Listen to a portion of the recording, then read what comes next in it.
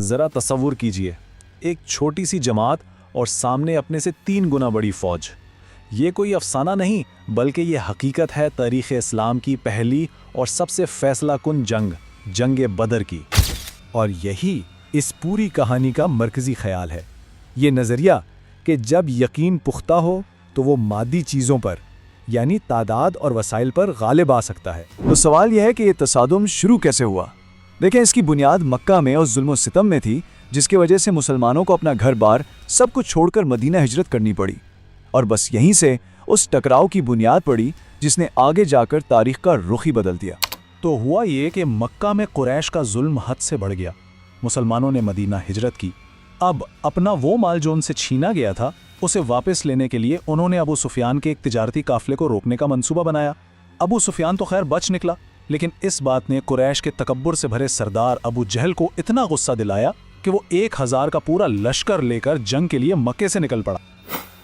تو اب میدان جنگ میں 2 قوتیں آمنے سامنے تھیں، لیکن ان کے بیچ تعداد اور وسائل کا بہت بڑا فرق تھا۔ ذرا اس فرق کو دیکھیں، ایک طرف صرف 313 مسلمان اور دوسری طرف قریش کا 1000 کا پورا لشکر۔ مطلب ظاہری طور پر دیکھا جائے تو یہ ایک ایسی جنگ تھی جس میں جیت بالکل ناممکن لگ رہی تھی۔ اور یہ فرق صرف گنتی کا نہیں تھا۔ سوچیں، مسلمانوں کے پاس تھے صرف 2 گھوڑے اور 70 اونٹ، زیادہ تر لوگ پیدل، جبکہ قریش 100 گھوڑے، 700 اونٹ اور پوری طرح سے ہتھیاروں سے لیس۔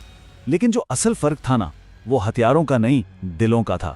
ایک طرف ایمان سے بھرے دل تھے تو دوسری طرف تکبر اور غرور۔ قریش کے سردار ابو جہل کا تکبر تو اس بات سے ہی صاف ظاہر تھا جب اس نے کہا کہ آج محمد کا نام لینے والا کوئی زندہ نہیں بچے گا۔ یہ غرور مسلمانوں کے اللہ پر توکل کے بالکل الٹ تھا۔ تو اب ذرا مسلمانوں کی جسمانی کمزوریوں سے ہٹ کر ان کی روحانی اور اسٹریٹجک طاقت پر نظر ڈالتے ہیں جو جنگ سے پہلے ہی سامنے آ گئی تھی۔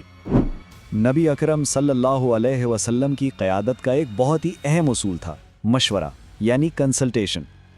ہر بڑا فیصلہ صحابہ سے مشورے کے بعد ہوتا تھا۔ اس سے کیا ہوتا تھا؟ اتحاد بڑھتا تھا اور سب کو ایک مشترکہ ذمہ داری کا احساس ہوتا تھا۔ اور اسی مشورے کے جواب میں انصار کے سردار سعد بن معاذ رضی اللہ عنہ نے جو کہا وہ مسلمانوں کی زبردست وفاداری اور عزم کو دکھاتا ہے۔ ان کا یہ کہنا تھا کہ یا رسول اللہ، آپ ہمیں سمندر میں کودنے کا حکم دیں گے تو ہم کود جائیں گے۔ اس ایک جملے نے لشکر کے جذبے کو بلندیوں پر پہنچا دیا۔ جنگ سے ٹھیک پہلے نبی کرم صلی اللہ علیہ وسلم نے اللہ سے جو دعا مانگی وہ اتنی عاجزانہ تھی کہ اس لمحے کی سنگینی کا اندازہ ہوتا ہے۔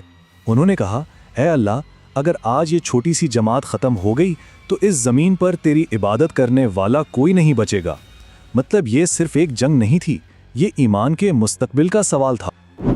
اور پھر جنگ کا آغاز ہوا، شروع کے 1 on 1 مقابلوں سے لے کر ان حیران گیز واقعات تک جنہوں نے لڑائی کا پانسا ہی پلٹ دیا۔ عربوں کی روایت کے مطابق جنگ شروع ہوئی انفرادی مقابلوں سے۔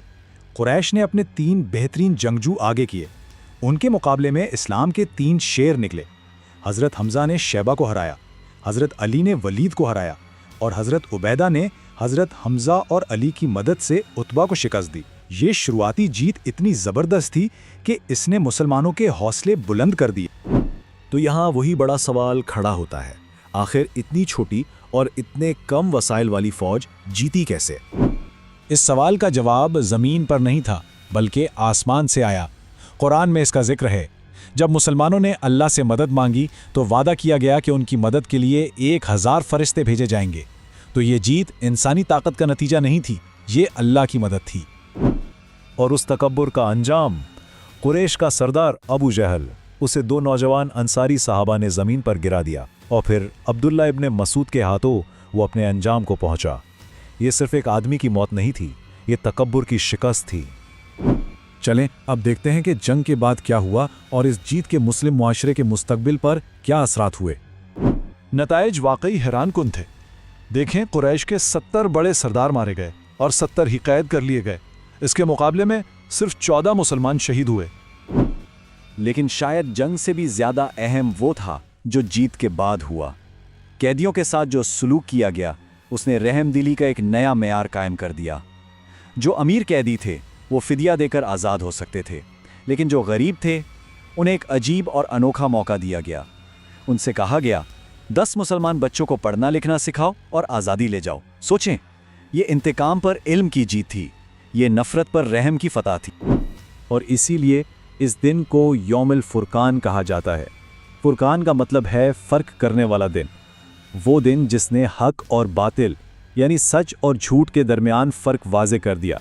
ये वो टर्निंग पॉइंट था जहाँ से दोनों रास्ते हमेशा के लिए अलग हो गए।